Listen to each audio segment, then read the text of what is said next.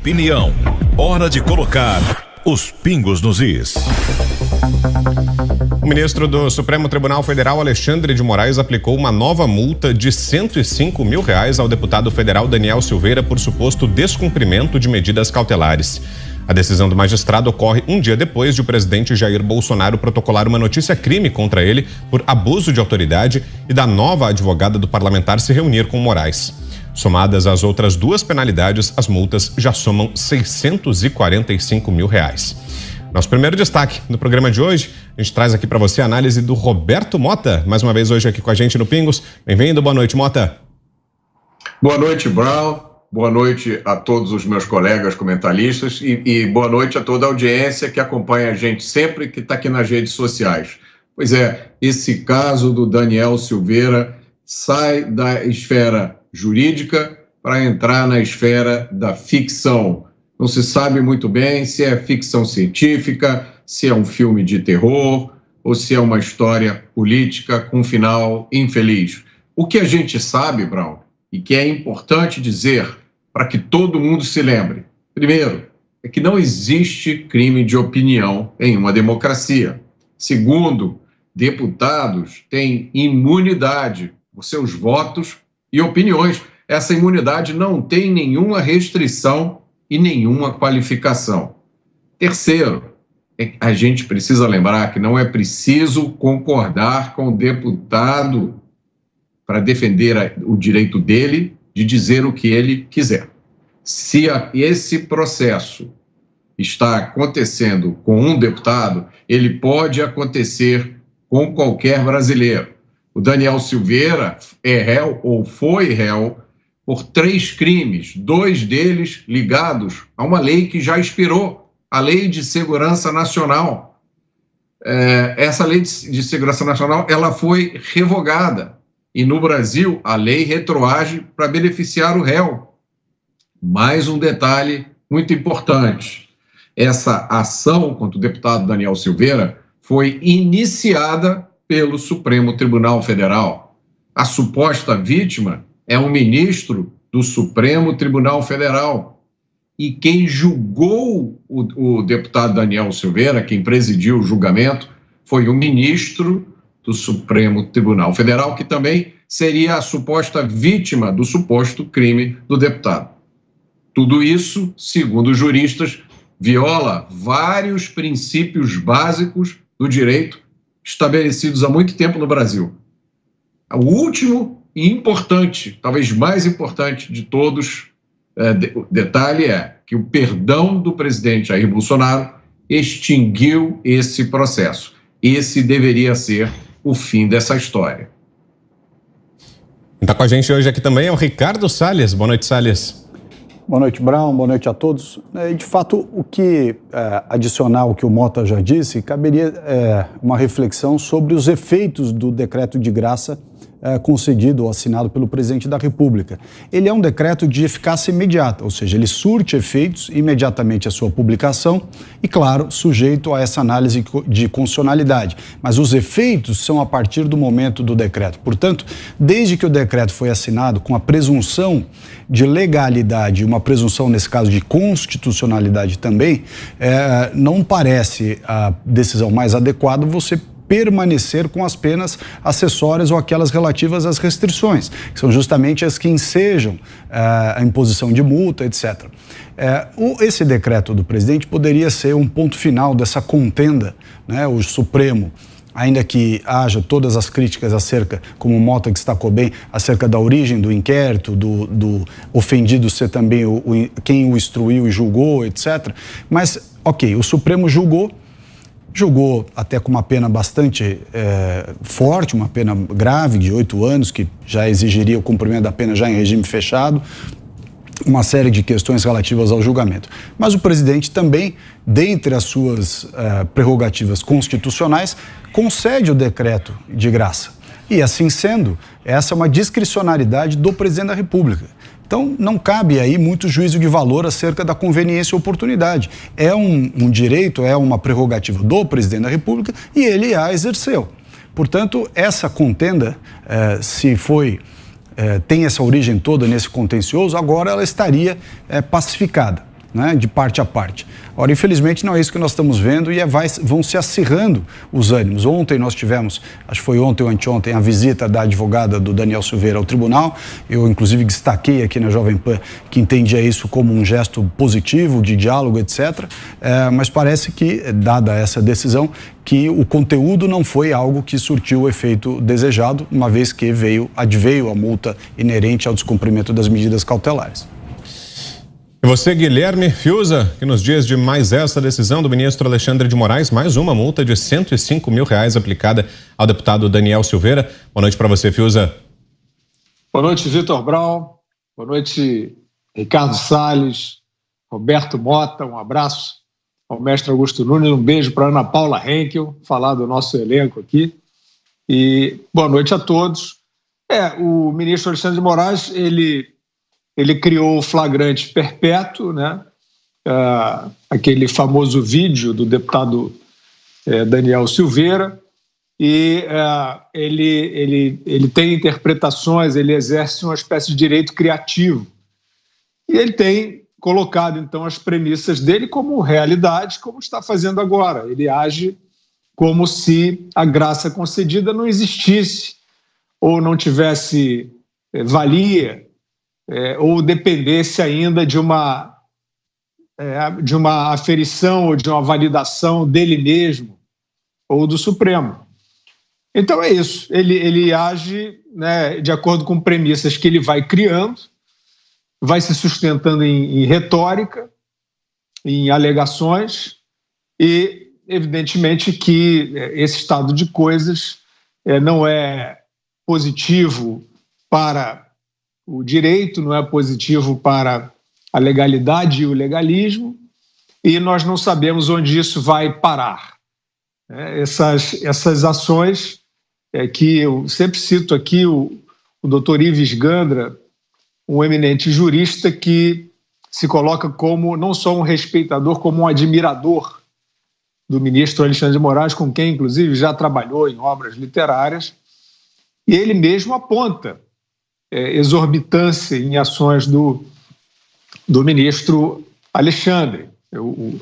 O doutor Ives Gandra chegou a assinalar que considera que, nesse mesmo caso, na origem dele, o ministro Alexandre de Moraes colocou a Lei de Segurança Nacional acima da Constituição Nacional, palavras do doutor Ives Gandra. Então, nós estamos aqui perguntando às instituições brasileiras, existem algumas ações, iniciativas no Senado, né, que eu acho que seriam muito sadias para o momento atual. Não há por que o ministro Alexandre ou o ministro Barroso, esses que já foram, né, cogitados, aquela afirmação do ministro Barroso, uma insinuação de que as Forças Armadas estariam preparando uma conduta contra a segurança do sistema eleitoral. Isso tudo não faz bem à estabilidade democrática brasileira e não teria problema algum se esses ministros fossem ao parlamento conversar com os parlamentares e pelo menos tirar um pouco dessa cortina de dúvidas, né, que existe, mas eles não querem, eles apostam, a conduta dos ministros do Supremo é sempre a mais refratária, é sempre a mais inflexível, embora eles estejam no discurso se apresentando como os defensores da democracia contra um inimigo que quer ameaçá-la e que nunca fica muito visível.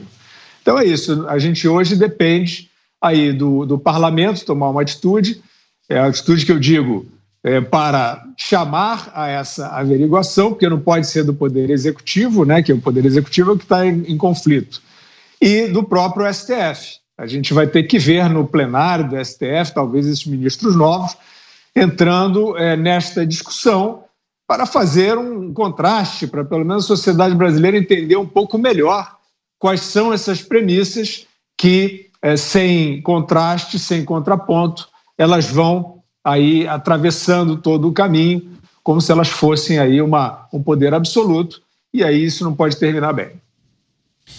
E o deputado federal Ottoni de Paula fez uma live no início da tarde desta quinta-feira, na qual ele diz que pode ser preso a qualquer momento a mando do ministro Alexandre de Moraes do Supremo Tribunal Federal. O parlamentar diz que foi informado por uma pessoa confiável e que por isso ele já está alertando a todos pelo que pode acontecer. Acompanhe. Recebi a informação de que pode haver uma ordem de prisão contra mim a qualquer momento, liberada pelo senhor Alexandre de Moraes. Sim, eu recebi essa informação de alerta e quem me alertou dizendo: amigo, cuidado, porque não sei se procede, mas a informação está muito quente, muito quente. Ottoni de Paula já perdeu suas contas oficiais nas redes sociais por fazer críticas ao STF e passou a ser alvo do inquérito das fake news, tendo também seu telefone pessoal apreendido. Agora, segundo essa fonte do deputado, suas críticas a Moraes podem levá-lo a ter o mesmo destino do também deputado federal Daniel Silveira. Começo com você, Roberto Mota. Acredita nessa possibilidade, Mota? É algo possível de acontecer? Eu acho que no Brasil de hoje tudo é possível, Brown. O deputado Ottoni de Paula, há um tempo atrás, fazia colocações muito fortes nas suas redes. Ele já perdeu as contas nas redes sociais, o que é bom sempre a gente lembrar que é um atentado à liberdade de expressão, especialmente a liberdade de expressão de um deputado que tem imunidade parlamentar, né? Ele passou a ser alvo do inquérito das fake news, que é um inquérito muito criticado por juristas, por também ser uma inovação no Estado de Direito, né? Ele teve seu telefone apreendido e ele passou a adotar um tom mais moderado. Agora, o deputado Ottoni, naturalmente, tem um estilo enfático, com uma oratória dramática, né? Ele usa hipérboles, ele tem uma maneira muito pessoal de falar. Agora, não resta nenhuma dúvida que o risco é real. Esse risco não é real só para o deputado Ottoni de Paula. Esse risco é real hoje no Brasil para qualquer um que ouse colocar a sua opinião, que ouse dar a sua visão do que está acontecendo no Brasil, que, na opinião de muitos, está numa situação que foge à normalidade democrática. Nós temos visto um desequilíbrio entre poderes, nós temos visto a adoção de medidas que não são normalmente encontradas em um país que vive uma democracia republicana em Estado de Direito. A gente assiste todo dia a provocações que, aos olhos do cidadão comum, que acorda todo dia de manhã, que tem boleto para pagar, que tem uma família para sustentar, parece um exercício agressivo e fútil de um poder que não deveria existir em uma democracia. É um poder quase absoluto. E a pergunta que fica na cabeça de todo mundo é: se isso acontece com deputados, o que é que pode acontecer com nós, cidadãos comuns? Você, Fiuza? Olha, a gente viu aí que o Supremo Tribunal Federal está sempre se colocando como vítima. Todas essas ações que nós consideramos... Tá travando um pouquinho, Fiuza? Vamos fazer o seguinte, daqui a pouco você volta, vou passar para o Salles, daqui a pouco você volta e complementa seu comentário. Vamos lá, Salles. Bom, sem pretensão de substituir o nosso grande Fiuza aqui, mas de qualquer modo, hoje, por coincidência, o Fiuza comentou da posição do professor Ives Gandra. E hoje, por coincidência, nós estivemos num evento em que palestraram no mesmo painel a doutora Tameia Danelon, do Ministério Público Federal, o professor Ives Gandra e o ex-ministro do Supremo Tribunal Federal, Marco Aurélio de Mello. E a análise feita de maneira uníssona pelos três foi no sentido de que está havendo, sim, um desequilíbrio entre os poderes, e de tal sorte que o Supremo Tribunal Federal adquiriu uma prevalência sobre os outros demais poderes, e a análise que foi feita naquele evento de hoje, muito interessante, foi inclusive de uma ordem sequencial contida na Constituição, em que os poderes, né? A Constituição delimita a harmonia e independência entre os poderes, um critério importantíssimo, e coloca por ordem de importância o legislativo em primeiro lugar, na medida em que é um poder eleito pelo povo e que representa a totalidade dos brasileiros. Em segundo lugar, o executivo, que também é eleito pelo povo, mas representa a maioria que elegeu o executivo. E em terceiro lugar, o judiciário, que não representa, porque não tem voto. Quer dizer, tem, obviamente, a função constitucional e muito importante de ser o fiscal e mais do que fiscal, ser o cumpridor, fazer cumprir as leis, mas não tem voto, não tem representação popular. Então foi muito interessante a palestra do professor Ives Gandra e do ministro Marco Aurélio de Mello, justamente nesse sentido, de colocar as pedras do tabuleiro no seu devido lugar e dizer justamente que o judiciário deveria ser o último a ter esta invasão de competências relativamente aos outros poderes. E não é, como na palavra de ambos de hoje, não é o que se está verificando. Agora sim, será que o Fiuza já está com a gente? Vamos lá, Fiuza. Não, pois é, pegando esse ponto do Salles, né, sobre o ex-ministro Marco Aurélio Mello. O ex-ministro Marco Aurélio Mello fez dentro do Supremo Tribunal Federal um contraponto que é uma das poucas saídas que existem para se esclarecer, se resolver essa crise aí de prepotência vinda do Supremo. O ex-ministro Marco Aurélio, por exemplo, esse famigerado inquérito das fake news, ele apelidou de inquérito do fim do mundo.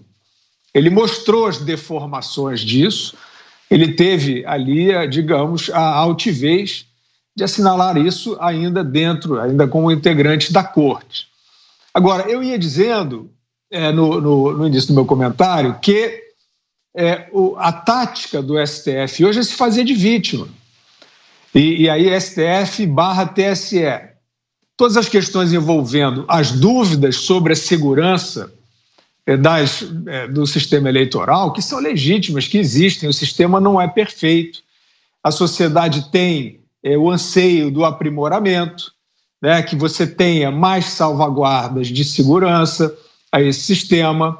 Ele não é um sistema de vanguarda, todos sabem disso, a gente não precisa aqui ficar chovendo no molhado. Um sistema que já foi violado, não se chegou, por exemplo, à investigação cabal nesse processo, porque os arquivos que contêm os dados da eleição onde houve essa violação foram apagados, foram suprimidos.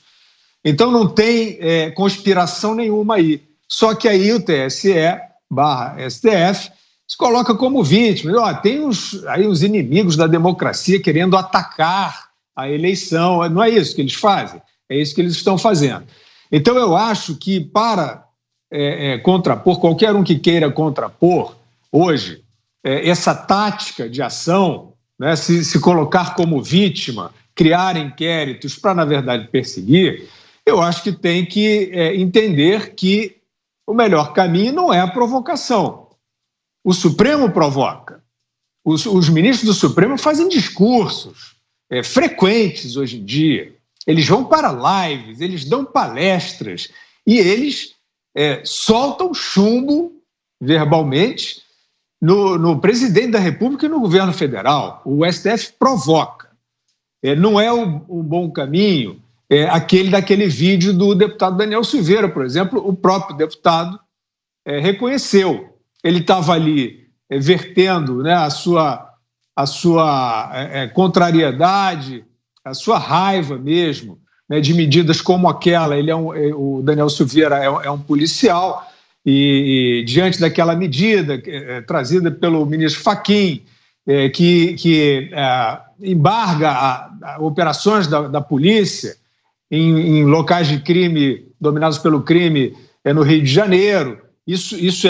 E assim o deputado Silveira reagiu com aquele vídeo, que é praticamente ali um transbordamento, né, de raiva, de inconformismo e tal. E aquilo virou uma peça de propaganda do Supremo Tribunal Federal para se colocar como vítima. E aí eles criam essas histórias, né? Isso aqui é parte de uma onda de ódio, de espalhar fake news que não querem a democracia, etc, etc.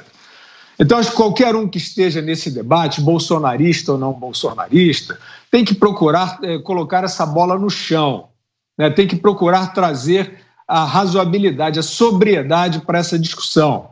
E exatamente nos pontos em que se pode assinalar as ações equivocadas do Supremo, né? As ações do Supremo que não estão observando o direito como ele é, como no próprio caso do deputado Daniel Silveira. O ministro Alexandre não quer reconhecer o instituto, o instrumento da graça ao deputado, ele quer continuar colocando o deputado sob seu chicote, metaforicamente falando. Então, a resposta a isso, nós vimos também pela contenda com o ex-deputado Roberto Jefferson, né, também injustamente preso, embora tenha sido bastante agressivo, né, na sua conduta. Eu acho que hoje o momento é o seguinte, buscar a sobriedade e deixar os que estão se valendo, usando a provocação como arma e como até forma de confundir, deixá-los sozinhos, provocando sozinhos.